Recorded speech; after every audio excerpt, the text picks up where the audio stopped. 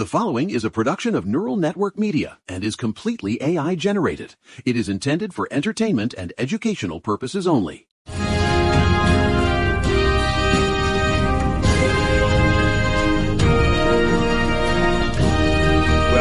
back to the Neural Left. It is Saturday, March 7th, 2026, and I'm telling you, the world is vibrating with the kind of kinetic, terrifying energy I haven't seen since the height of the Cold War. I'm Julian Archer, broadcasting from the Panopticon, and I am fueled by pure oxygen and a righteous need to dismantle the absolute circus that has become the American executive branch. And I'm Maya Thorne, currently vibrating at a frequency that can only be described as impending doom, but make it aesthetic. It's day 8 of the apocalypse, or Operation Epic Fury if you're a Pentagon intern with no soul, and the vibes are officially subterranean. Subterranean, Maya. That is charitable. It is absurd. Yesterday we were talking about Senator Mark Wayne Mullen taking over DHS like some direct-to-video MMA sequel, and today, honestly, that feels like a lifetime ago because the war is metastasizing faster than a GOP scandal in a midterm year. No, literally, yesterday's deep dive into the $40 million an hour price tag of this war, that feels like a bargain compared to what we're seeing today.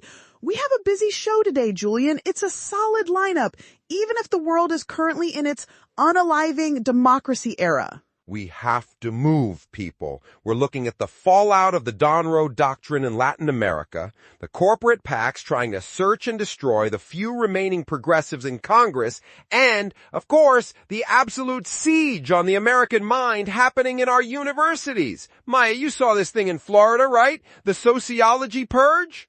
Okay, so if you thought Florida was already doing too much, they just entered their era's tour of historical revisionism. The Florida Board of Governors just mandated a state-edited Introduction to Sociology textbook that is literally 400 pages shorter than the standard version. 400 pages? What did they do, Maya? Cut out every word that wasn't patriotism or tax cut? It's high-key terrifying, Julian. They purged entire chapters on race, ethnicity, gender, and get this, global inequality. They literally deleted the Trayvon Martin case from the curriculum. According to the alligator, University of Florida is trying to play it cool by calling it a resource, but FSU and FIU have already bent the knee. Oh, spare me. It's an ideological lobotomy. They want to produce a generation of citizens who think systemic inequality is just a myth we tell children to keep them from becoming billionaires. It's giving 1984, but with worse fashion. And it's not just Florida. The Trump administration has this compact for academic excellence, which is basically a pay-to-play scheme where universities get preferential federal funding if they sign a pledge to be anti-woke. It's a protection racket, Maya. I've seen this play before. It's what I used to call the carrot and the tomahawk. You sign the pledge, you get the grant. You don't, you're an enemy of the state. Right, and USC is apparently being asked to sign a literal commitment to Trump for favorable treatment. It's a total flop era for academic freedom. Researchers are already pulling a great migration to Europe. We're literally watching a brain drain in real time because the government wants to turn colleges into patriot boot camps. Oh, it makes me sick to my stomach, but we have to pivot because while they're burning the books, we're also losing the people who actually wrote the history. Maya, we lost a giant 2 days ago. Reverend Dr. Bernard Lafayette Jr. 85 years old. The man was a colossus. I'm telling you, people don't understand. Everyone knows Bloody Sunday in Selma, but Lafayette was the architect. He was there in 1963, 2 years before the cameras arrived, when the SNCC organizers were literally too scared to go in. Because the white folks were too mean and the black folks were too scared. That was his quote, right? Exactly. He moved into Selma when it was a death trap. He was with King at the Lorraine Motel the morning of the assassination. King's last words to him were to institutionalize and internationalize nonviolence. It's just so bleak to lose a strategist like that right as the Voting Rights Act, the very thing he bled for, is being treated like a suggestion by this current administration. Montgomery Mayor Stephen Reed said Lafayette showed what strength looks like when it's rooted in love. And I look at these Republican vandals in D.C. today. There is no love there. There is only the clinical desire to dismantle the legal protections that Lafayette's generation built. Speaking of dismantling protections, can we talk about the betrayal in Los Angeles? Because the labor vibes are absolutely tragic right now. My thing is, this is why people hate politics. We had this victory, the Olympic wage ordinance, $30 an hour for hotel and airport workers by 2028. It was a beautiful, hard-fought win for the people who actually keep the city running. Right, and it survived a multi-million-dollar challenge from the industry goons. But now, literally within the last 24 hours, City Council President Marquise Harris Dawson, who's supposed to be on our side, introduced a motion to substantially weaken the whole thing. It is absurd. Unit here, Local 11 is calling it a betrayal, and they are right. We're hosting the World Cup this year, the Olympics in 28. The city is about to make billions on the backs of these workers, and the council wants to clip their wings before they even take off. It's given corporate puppet energy. Low-key, they're trying to act like they're worried about the economic impact, but we all know it's just the Hotel Association of Los Angeles whispering in their ears. I'm telling you, Maya, this is what I said back in February about those PFAS wins. Victory is a small candle in a dark room. You have to guard it, or the first win from a donor's checkbook will blow it out. And look at what's happening at LAX. Flying Food Group is being investigated for sexual harassment and wage violations. These are the partners the city is protecting? No, literally, it's a mess. But while LA is flopping, Virginia is actually doing something.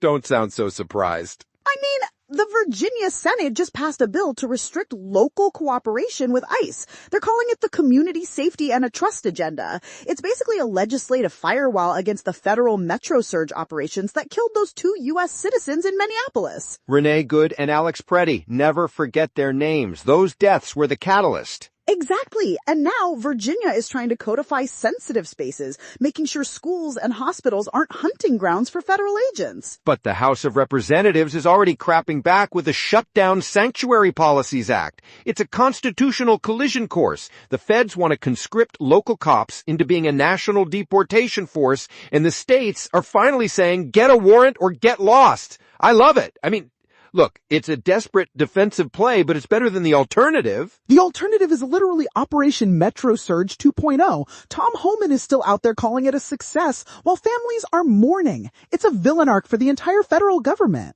Ha! A villain arc. I love that. But look, before we get to the big story of the morning, I have to say something, and I want you all to listen closely. Look, independent media like this doesn't just manifest out of the ether. It takes real human work to build the infrastructure. We are 100% here because of the vision and the grind of our creator, Eric Christensen at Neural Network Media. He's the main character we actually like. He really is. He's not a media conglomerate. He is a builder who poured his own resources and time into creating this platform so we could have these conversations without a corporate boardroom breathing down our necks. Bet. It keeps us from being shadow banned by the vibes. Ha ha! Exactly. Now, speaking of corporate algorithms, Maya, you've been tracking this Al Green situation in Texas? The Al Green runoff is the ultimate money game final boss.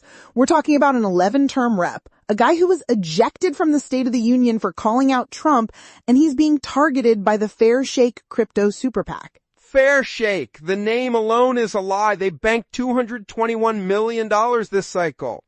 $221 million, and they spent $1.5 million just on ads against Green to back Christian Menefee for the runoff in May. The wild part is, the ads never even mention crypto. They just talk about how he's too old. They're using age as a proxy for this guy wants to regulate our digital Ponzi schemes. It's a search and destroy mission. They want to purge anyone who remembers how to read a balance sheet. $1.5 million on a local primary? It's a warning shot to every progressive in the country. If you touch the tech titans, they will fund a generational change candidate to bury you. It's a corporate primary, Julian. And while Democrats are fighting this civil war over crypto money, the GOP old guard is just leaving. Darrell Issa is retiring. Ha! Good riddance. Issa has more money than God and spent most of it being a professional nuisance. But his retirement is a signal. He sees the redistricting maps. He knows the tide is coming in, and he'd rather watch it from a yacht than a committee room. It's giving strategic retreat. But while they're retreating domestically, they're expanding the empire abroad. Did you see the Shield of the Americas summit at Mar-a-Lago today? The Donroe Doctrine, 1823 meets 2026. It's the formal declaration of a China-free zone in the Western Hemisphere. It's resource imperialism with a spray tan. No, literally. Trump is hosting 12 hand-picked right-wing leaders. He literally said, and I quote, "American dominance in the Western Hemisphere will never be questioned again." It's a total mask-off moment. And look at Venezuela. Operation Absolute Resolution in January. They capture Maduro, installed Delcy Rodriguez as interim leader, and surprise, surprise, she's already signing legislation allowing 100% foreign-owned oil concessions. It's the Oil for Peace deal. Doug Burgum was just in Caracas 2 days ago signing an MOU with Shell. We aren't liberating Venezuela. We're micromanaging their extraction. Marco Rubio is basically acting as the CEO of the Venezuelan economy. It's the privatization of a sovereign nation. They're calling it the Shield, but it's a vacuum. They are sucking up every rare mineral and drop of oil before China can get a look in. It is, and I don't use this word lightly, predatory. It's the most mid form of imperialism, too. It's just, we want your stuff, so we're taking it. No nuance, just vibes and mineral rights. Look, that's the slow burn tragedy. But the active burn tragedy, the thing that is quite literally on fire as we speak, Maya, we have to talk about Operation Epic Fury, Day 8. It's officially a regional conflagration. 12 countries involved now. It's out of control. The Pentagon is out here taking victory laps because they took out Khomeini. But have you looked at the gas pump today? I saw the thread on Tollbit. Oil is through the roof. Global energy crisis isn't just a headline anymore. It's the reality. And the civilian casualties? Lebanon's a disaster. The Lebanese health ministry says 41 killed just in the last 24 hours. Israeli ground units are reportedly in the mountains of eastern Lebanon now? It was supposed to be a surgical strike. That's what they told us. We'll go in, take out the nukes, and be home for dinner. Instead, we have the President of the United States on Truth Social demanding, and I quote, unconditional surrender. There will be no deal with Iran except unconditional surrender. I will personally oversee the selection of a great and acceptable new leader. It's a Caesar complex. It's madness. This isn't World War II. You don't get unconditional surrender from a nation of 85 million people through airstrikes and Twitter posts. Iranian President Pezeshkian basically told him to take that demand to his grave. But the scary part isn't the rhetoric. It's the Russia of it all. The intel sharing. Exactly. Intel sources are confirming Russia is giving Iran real-time targeting data on U.S. warships. We are one bad afternoon away from a direct U.S.-Russia kinetic exchange. I'm telling you, this is what happens when you treat foreign policy like a reality show. Trump thinks he can personal brand a new Iranian government into existence. Meanwhile, the $140 a barrel oil is going to crush the global economy, and the unconditional surrender talk just ensures that the Iranian people, even the ones who hated the regime, will rally to the flag. It's a total flop. He's speed running the mistakes of the Iraq war, but with a country 3 times the size and actual allies like Moscow and Beijing. It is absurd. We're spending $40 million an hour to manufacture a global collapse. And for what? So we can personally select a new Iranian leader? We can't even personally select a Speaker of the House without it taking 15 rounds of voting. No, literally, the Shield of the Americas and Epic Fury are 2 sides of the same coin. It's just big stick energy with 0 brain cells behind it. Look, it's a heavy day. But this is why we're here, to cut through the unconditional surrender nonsense and look at the actual cost. The cost in lives, the cost in labor, and the cost to our very soul as a democracy.